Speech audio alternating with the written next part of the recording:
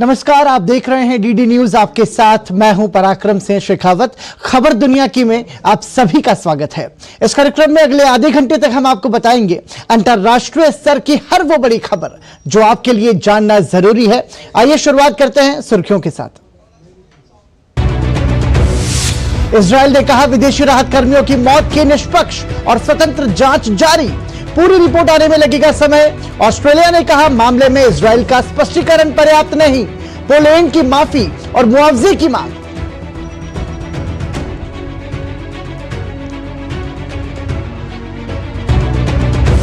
NATO के सदस्य देशों के बीच यूक्रेन को दीर्घकालिक सैन्य मदद पहुंचाने पर बनी सहमति। 100 बिलियन यूरो के फंड स्थापित करने के प्रस्ताव पर सदस्य के बीच मतभेद। नाटो प्रमुख ने किया स्पष्ट, गठबंधन यूक्रेन संघर्ष का सीधे तौर पर ना तो हिस्सा है और ना ही आगे बढ़ेगा। नाटो सामूहिक संधि के 75 वर्ष पूरे। ब्रुसेल्स में आयोजित हुआ विशेष समारोह।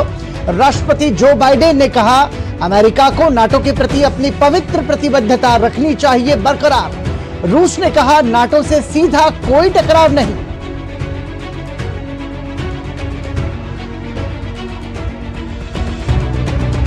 भीषण भूकंप के बाद ताइवान में राहत और बचाव कार्य युद्ध स्तर पर जारी। बुधवार को आए भूकंप में अब तक कम से कम 10 लोगों की मौत, 1000 से अधिक घायल, 52 लोग अब भी लापता, 93 लोगों के दबे होने की आशंका।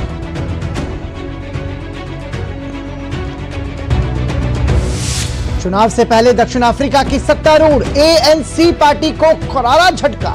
भ्रष्टाचार के मामले में पूर्व स्पीकर नकाकुला को पुलिस ने किया गिरफ्तार। अदालत से मिली जमानत, बुधवार को पद से दिया था इस्तीफा।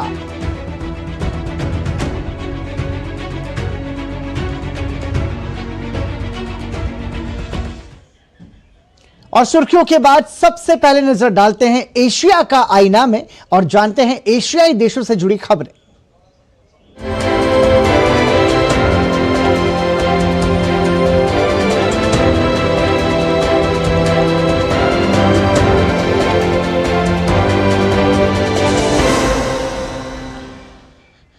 इजरायल हमास संघर्ष के दौरान मारे गए 7 राहत कर्मियों की घटना के बाद चैरिटी संस्थाओं ने अपना काम रोक दिया है।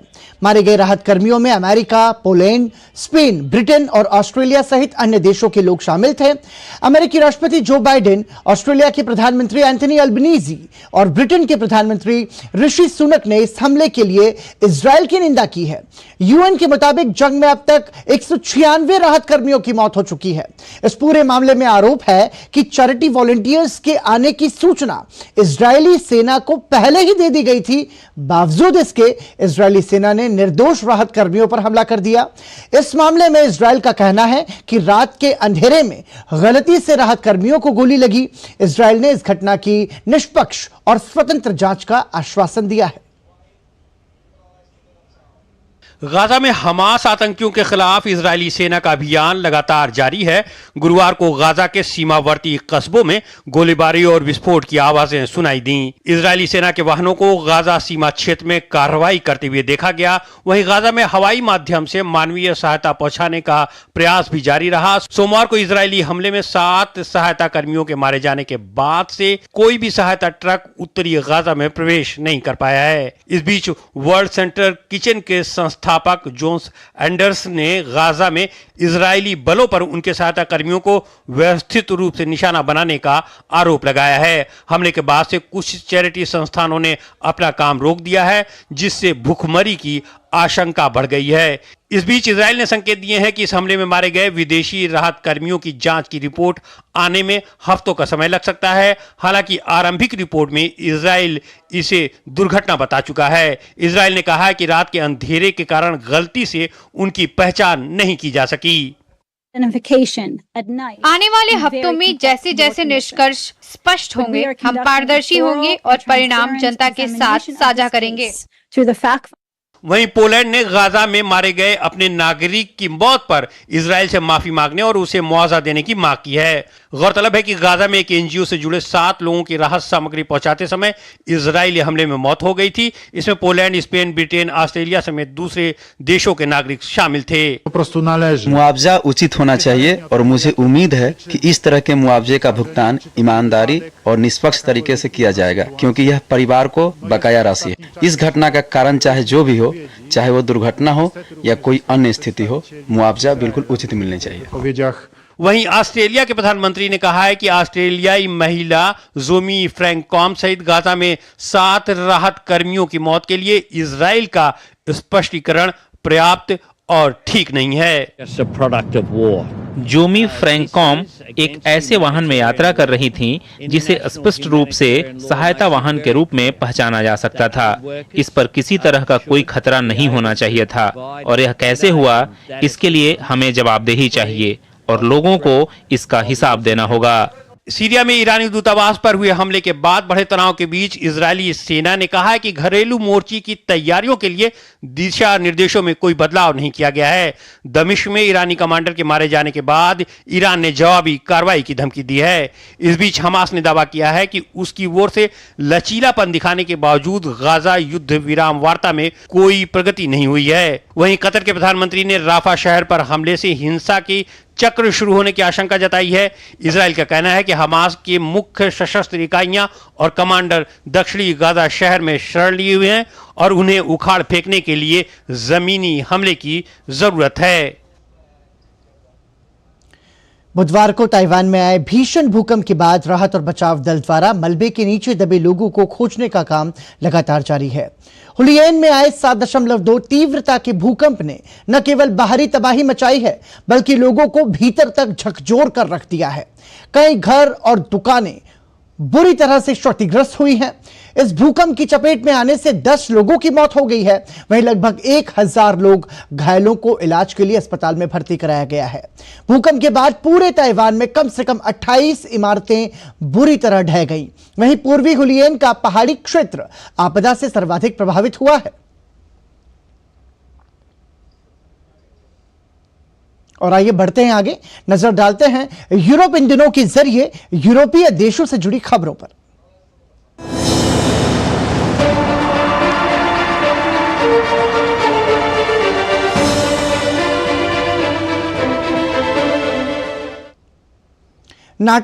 नाटो संगठन ने आने वाले वर्षों में यूक्रेन को और अधिक सैन्य सहायता प्रदान करने की योजना पर सहमति जताई है।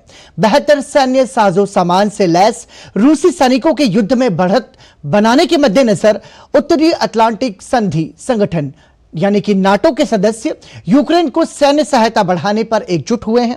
नाटो के महासचिव जेंस स्टोल्टेनबर्ग ने ब्रुसेल्स में आयोजित संगठन के सदस्य देशों के विदेश मंत्रियों की बैठक की अध्यक्षता के दौरान कहा कि हमारा दृढ़ विश्वास है कि यूक्रेन को समर्थन दीर्घकालिक नाटो प्रतिबद्धताओं पर निर्भर होना चाहिए। साथ ही अमेरिकी विदेश मंत्री एंटनी ब्लिंकन ने यूक्रेन को भरोसा दिलाया कि यूक्रेन नाटो संगठन में जरूर शामिल होगा।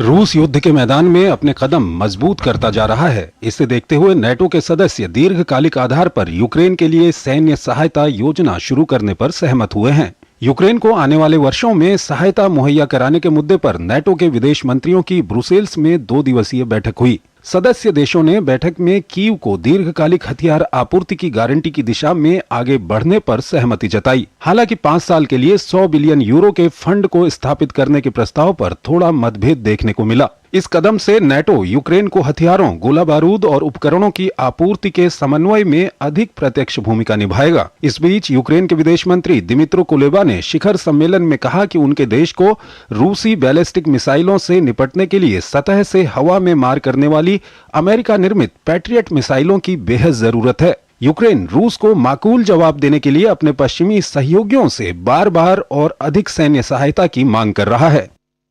मैं पार्टी को खराब नहीं करना चाहता हूं। यूक्रेनी लोगों, अर्थव्यवस्था, शहरों को बचाने के लिए यूक्रेन को पैट्रियट्स और अन्य वायु रक्षा प्रणालियों की बेहद जरूरत है। पैट्रियट्स इसलिए कि सिर्फ ये सिस्टम है जो बैलिस्टिक मिसाइलों को इंटरसेप्ट कर सकता है। वहीं अमेरिकी विदेश मंत्री एंटनी ब्लिंकन ने भरोसा दिया यूक्रेन अंततः नाटो में शामिल जरूर होगा। यूक्रेन को सदस्य देशों का मजबूत समर्थन प्राप्त है। शिखर सम्मेलन का उद्देश्य उसकी सदस्यता के लिए एक पुल बनाने में मदद करना है। इस शिखर सम्मेलन में हमारा उद्देश्य उस सदस्यता के लिए एक पुल बनाने में मदद करना और यूक्रेन को आगे बढ़ने के लिए एक स्पष्ट मार्ग प्रशस्त करना है।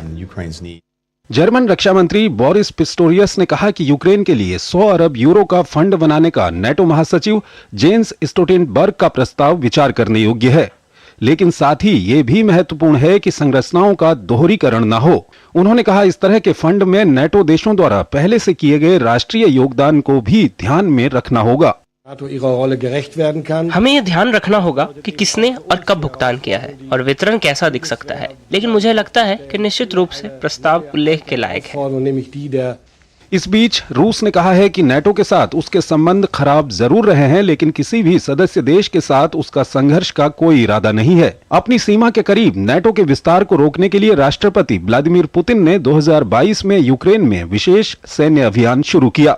नेटो का कहना है कि यूक्रेन के सामने अस्तित्व का खतरा है, लिहाजा उसे लड़ाई में मदद कर रहा है। कीव को उन्नत हथियार, प्रशिक्षण और खुफिया जानकारी प्रदान की है। नाटो ने गुरुवार को पूरे यूरोप और उत्तरी अमेरिका में सामूहिक रक्षा के 75 साल पूरे होने का जश्न मनाया। 4 अप्रैल 1949 में 12 सदस्य देशों के साथ नाटो की स्थापना हुई थी। नाटो वर्तमान में दुनिया का एकमात्र सैन्य संगठन है। फिनलैंड और स्वीडन हाल ही में नाटो के सदस्य देश बने हैं। इसी के साथ वर्तमान में नाटो संगठन में दुनिया के कुल 32 देश शामिल हैं।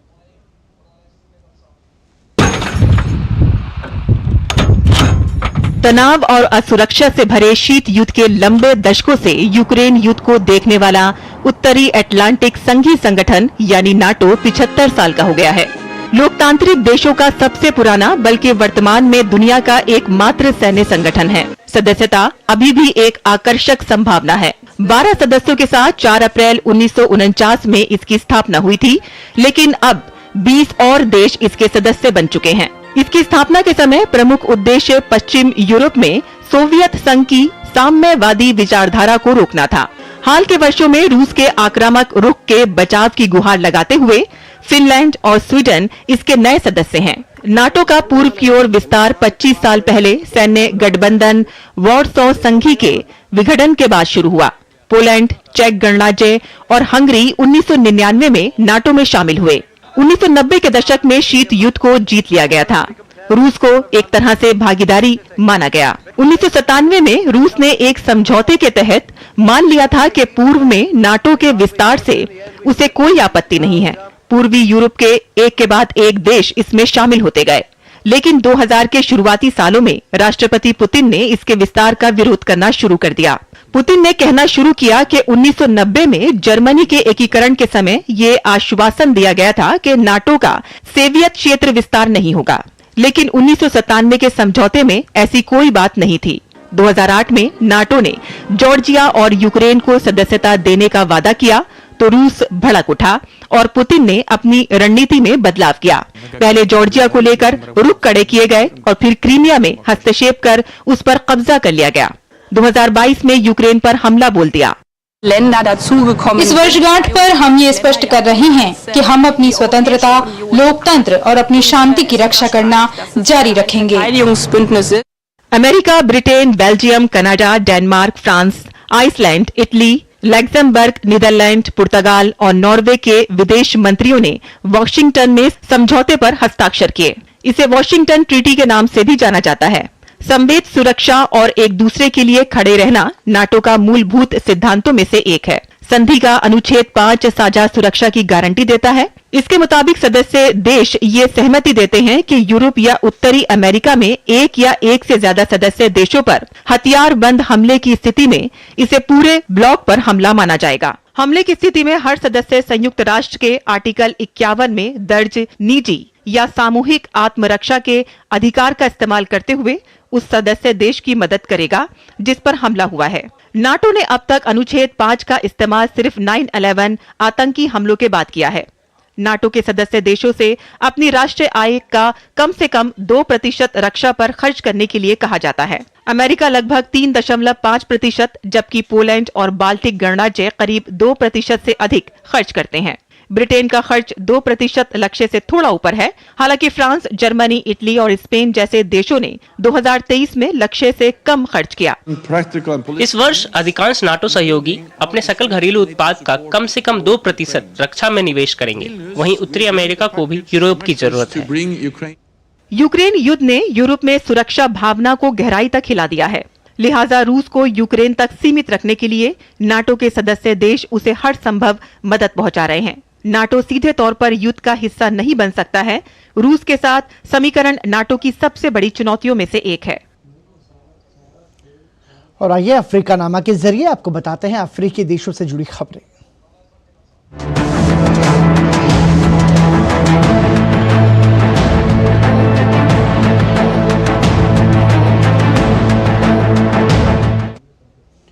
भ्रष्टाचार के मामले में दक्षिण अफ्रीका की संसद की पूर्व अध्यक्ष को गिरफ्तार कर लिया गया है। भ्रष्टाचार का आरोप लगने के बाद पूर्व स्पीकर नोसीवेव मापीसा नाकाकुला ने बुधवार को अध्यक्ष पद से इस्तीफा दे दिया था। 1 मई को दक्षिण अफ्रीका में आम चुनाव होने हैं। ऐसे में सत्ता में काबिज ANC पार्टी पर विपक्ष हमलावर हो गया है। फिलहाल पूर्व स्पीकर नोसीवेव मापीसा नाकाकुला को दक्षिण अफ्रीका की अदालत ने जमानत पर रिहा कर दिया है, लेकिन इस पूरे मामले से दक्षिण अफ्रीका की सियासत गर्मा गई है।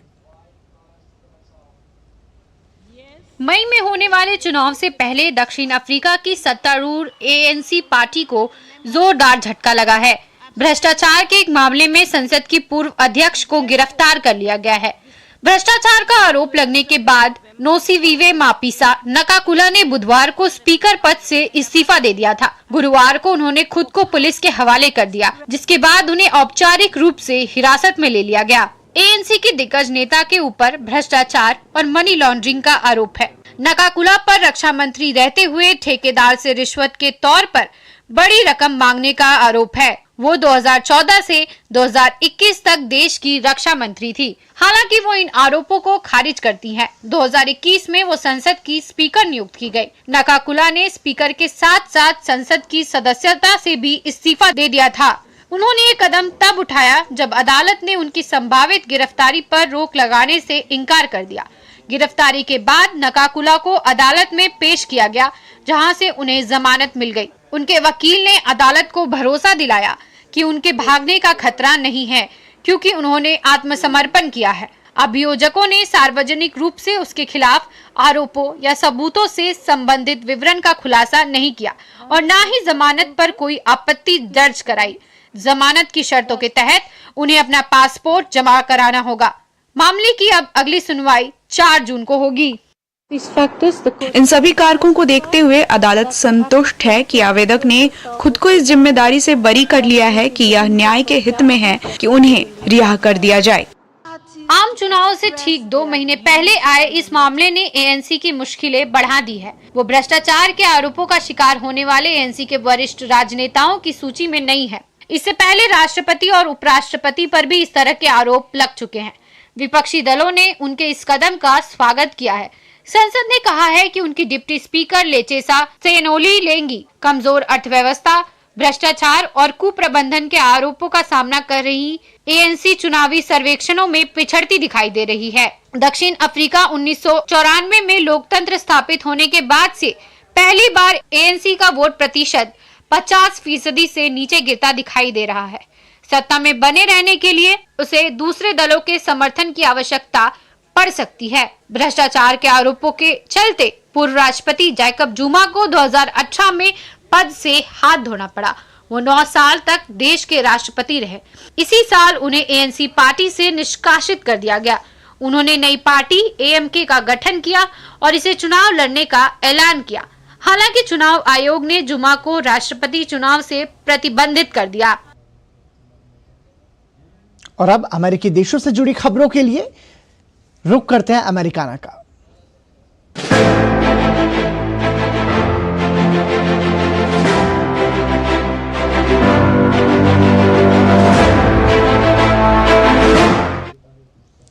अमेरिका की सरकार ने अपनी अंतरिक्ष एजेंसी नासा से कहा है कि वो चांद और अन्य आसमानी जगहों के लिए भी एक स्टैंडर्ड टाइम बनाए, यानी अब चांद का अपना मानक समय होगा।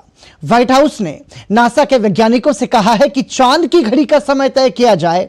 धरती के इस उपग्रह पर पहुंचने की तेज होती होड़ के बीच 2026 तक यह समय तय करने के लिए कहा गया है, जिसे कोऑर्डिनेटेड लूनर टाइम यानी कि LTC कहा जाएगा। अमेरिकी सरकार ने अपनी अंतरिक्ष एजेंसी नासा के वैज्ञानिकों से चांद की घड़ी का समय तय किए जाने के लिए कहा है। धरती के इस उपग्रह पर पहुंचने की तेज होती होड़ के बीच 2026 तक इस लक्ष्य को हासिल करने का निर्देश दिया गया है। इस समय को LTC यानी कोऑर्डिनेटेड लूनर टाइम कहा जाएगा।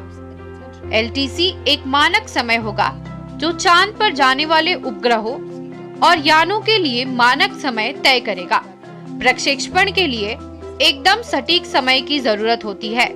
व्हाइट हाउस के विज्ञान और तकनीकी नीति विभाग OSTP की ओर से जारी नोटिस में कहा गया है कि चांद पर खड़े किसी व्यक्ति के लिए धरती के समय पर आधारित घड़ी में हर रोज 58.7 सेकंड का अंतर आ जाएगा। इसलिए धरती और चांद का समय एक जैसा नहीं होगा। चांद पर टाइम धरती जैसा नहीं हो सकता क्योंकि वहाँ गुरुत्वाकर्षण और अन्य कई कुदरती प्रभाव अलग तरह से काम करते हैं। जो घड़ी हम धरती पर इस्तेमाल करते हैं वह चांद पर अलग गति से चलेगी। नासा के स्पेस कम्युनिकेशंस और नेविगेशन चीफ केविन कॉगिंस का कहना है कि वॉशिंगटन में US नेवल ऑब्जर्वेटरी में रखी एटॉमिक घड़ी देश की धड़कन है, जिसके हिसाब से सब कुछ चलता है। एक ऐसी ही धड़कन चांद के लिए भी चाहिए। नासा आने वाले सालों में चांद पर मानव बस्ती बनाने की दिशा में काम कर रही है। अपने आर्टेमिस मिशन के तहत जल्द ही वह इंसान को चांद पर भेजने की तैयारी में है। नासा का मकसद वहाँ एक अड्डा बनाना है जहाँ से मंगल पर अभियान भेजे जा सकेंगे। इसके अलावा दर्जनों देश और निजी कंपनियां भी चांद पर पहुंचने के इस होड़ में शामिल हो चुके हैं, जिनमें भारत भी शामिल है, जिसने पिछले साल अपना चंद्रयान चांद पर उतारा था। OSTP के एक अधिकारी ने कहा कि एक मानक समय के बिना अंतरिक्ष यानों के बीच डेटा का लेन देन और पृथ्वी चांद का चक्कर लगाते हुए उपग्रहों व अंतरिक्ष यात्रियों के बीच संवाद में मुश्किलें आ सकती हैं। टाइम के ऊपर नीचे होने के कारण चांद पर या उसके आसपास मौजूद उपग्रहों की स्थिति का पता लगाने में भी गड़बड़ियां हो सकती हैं। पृथ्वी पर अधिकतर घड़ियां और टाइम जोन को कोऑर्डिनेटेड यूनिवर्सल टाइम UTC के आधार पर काम करते हैं। यह एक अंतर्राष्ट्रीय मानक समय है जो दुनिया भर में कई जगहों पर रखी एटॉमिक घड़ियों के आधार पर काम करता है। वे अपनी अपनी जगह पर अणुओं की गति में होने वाले बदलाव को आंकती हैं और उनके औसत के आधार पर एक मानक समय बताती हैं। OSTP के मुताबिक LTC को तय करने में UTC को आधार बनाया जा सकता है, जिसे संयुक्त राष्ट्र ने पूरी दुनिया का मानक समय तय किया है। OSTP के मुताबिक चांद पर भी एटॉमिक घड़ियां स्थापित करने की जरूरत हो सकती है। इसके अलावा जिस गति से चांद पर व्यावसायिक गतिविधियां तेज हो रही हैं, उसके लिए भी एक मानक समय की जरूरत हो सकती है, ताकि धन और सामान के लेन देन में किसी तरह की मुश्किल न हो। और अब समय है दुनिया के दिल के जरिए एक महत्वपूर्ण खबर से आपको रूबरू कराने का।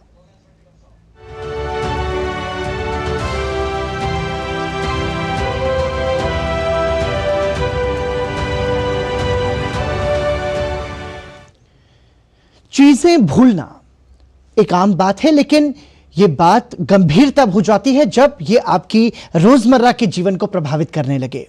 अल्जाइमर ऐसी ही एक बीमारी है जिसमें आप चीजें भूलना शुरू कर देते हैं। अल्जाइमर को गंभीर न्यूरोलॉजिकल बीमारी के रूप में जाना जाता है। अल्जाइमर डिमेंशिया का ही एक प्रकार है। आपको जानकर हैरानी होगी कि डिमेंशिया के मामलों में 1990 से 2019 तक 147.95% की वृद्धि हुई है। दुनिया के बहुत से लोग इस बीमारी से पीड़ित हैं। अल्जाइमर के प्रति जागरूकता बढ़ाने के लिए हर साल 21 सितंबर को पूरी दुनिया में वर्ल्ड अल्जाइमर्स डे मनाया जाता है।